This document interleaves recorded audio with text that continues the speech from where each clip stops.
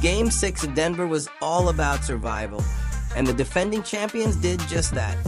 Down 3-2 in the series and staring at elimination, the Nuggets summoned their championship DNA and held off the rising Oklahoma City Thunder, 119-107. Nikola Jokić and Jamal Murray led from the front, while rookie Julian Strawther delivered the X-Factor performance that changed the flow of the game.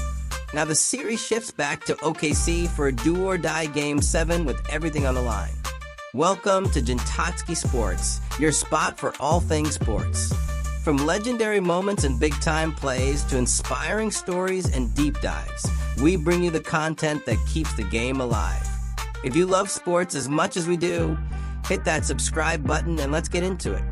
Denver came out with urgency and behind the steady brilliance of Nikola Jokić, who posted 29 points, 14 rebounds, and 8 assists. They took control early. Jamal Murray, pushing through flu symptoms, added 25 gritty points. But the turning point came in the third quarter, when Julian Strawther sparked an 8-point personal run, breaking open a tight game. Oklahoma City got 32 from Shai Gilgeous-Alexander and a double-double from Chet Holmgren, but their lack of bench production and defensive lapses allowed Denver to dictate pace. Despite Aaron Gordon leaving with a hamstring strain, the Nuggets had enough to close out at home and force a decisive Game 7. For the Denver Nuggets, their strength remains rooted in their continuity and elite decision-making. Nikola Jokić is not just a former MVP. He's the strategic engine of this team. His ability to read the game 2 or 3 steps ahead allows Denver to operate with precision, especially in half-court sets. His synergy with Jamal Murray has matured into one of the most dangerous two-man games in the league. Even when the action slows, they're able to produce quality looks late in the shot clock, and that patience under playoff pressure gives them a psychological edge. Yet cracks are starting to show. Without Aaron Gordon, who left Game 6 with a hamstring injury, the Nuggets lose their most versatile defender, their primary wing stopper, and a reliable transition finisher. That absence exposes a major weakness: perimeter defense against explosive slashers like Shai Gilgeous-Alexander and Jalen Williams.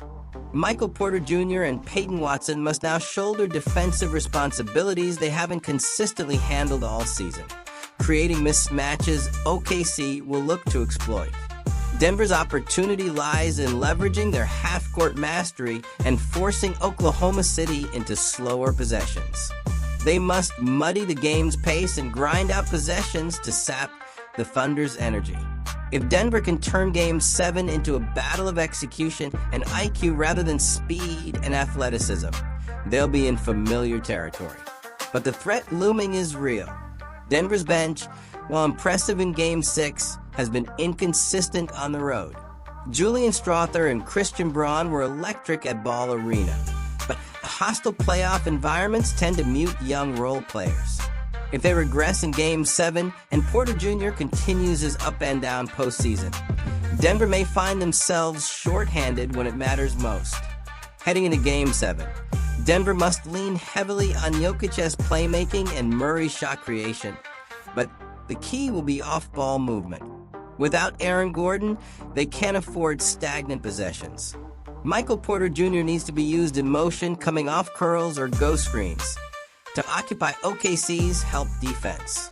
Defensively, they may need to experiment with more zone or soft traps to hide defensive liabilities and throw off SGA's rhythm. Rebounding will be crucial. Without Gordon, Denver must crash the boards collectively. Braun, Strawther, and even Reggie Jackson need to secure long rebounds and finish defensive possessions. Most importantly, the bench must deliver. This is no longer just about stars. If Strawther can once again give them a 10 to 12 point burst, and Braun brings energy on both ends, Denver will have the firepower to survive. The Oklahoma City Thunder come into Game 7 not just with home court advantage, but with momentum as a rising force in the Western Conference. Their strength is built around their young core's athleticism, versatility, and defensive length. Shai Gilgeous-Alexander has emerged as a true playoff closer, calm, surgical, and resilient. He gets to his spots regardless of coverage and carries himself with a quiet dominance. Jalen Williams adds to this with his ability to slash, create, and switch defensively, while Chet Holmgren continues to provide rim protection that forces Denver to think twice before driving. However, their youth is still a double-edged sword. Their primary weakness is composure in high-stakes stretches. When Denver went on runs in Game 6, Oklahoma City's body language changed. Their rotations became hesitant, and they struggled to recover once the momentum shifted. Inexperience led to defensive breakdowns, especially during Denver's third-quarter surge led by Strother. And while Holmgren and SGA have risen to the challenge, their supporting cast, especially the bench, has gone cold at the worst time. Josh Giddey, in particular, has faded from the offensive picture, and without his impact, OKC's ball movement becomes overly reliant on isolation scoring. Still, OKC's biggest opportunity is tempo. If they can force Denver into a transition-heavy game, get early looks, and keep Jokic from anchoring the defense, the Thunder can blow this open. Their depth is built for speed and switchability. At home, in front of what will be a deafening crowd, that tempo can become a weapon that stifles Denver's methodical approach. Yet their greatest threat is Denver's poise. The Nuggets won a championship by winning close games on the road. They know how to manage adversity, close quarters, and momentum swings. If OKC gets rattled or loses focus on the defensive end for even a few minutes, Denver has the IQ and firepower to capitalize. For OKC, the game plan is clear. Attack Denver's new defensive vulnerabilities. With Gordon likely out, Jalen Williams must be aggressive early, using his length and agility to put pressure on MPJ and force defensive switches. SGA needs early touches in isolation, but should look to get his teammates involved early, especially Chet Holmgren at the top of the key. If Chet can hit a couple of threes, it will pull Jokic out of the paint and open driving lanes. On defense, OKC should continue sending occasional traps at Murray to test his decision-making under fatigue.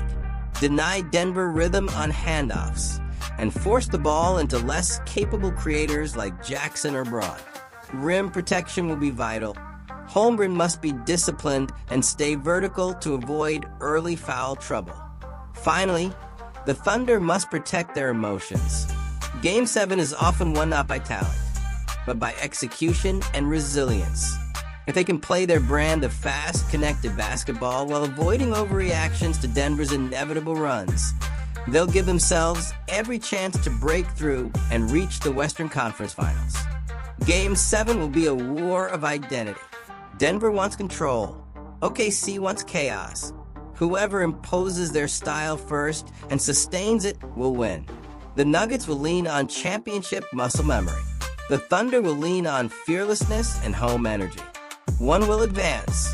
One will rebuild. If you're ready for Game 7, hit that subscribe button and join the discussion below. Who has the edge now? Let's hear your War Room predictions. Thanks for watching Jintatski Sports. If that video hit home or gave you something to think about, drop a like and let me know what you think in the comments. Don't forget to subscribe for more stories that bring the heart of sports to life. Until next time, stay inspired and keep chasing greatness.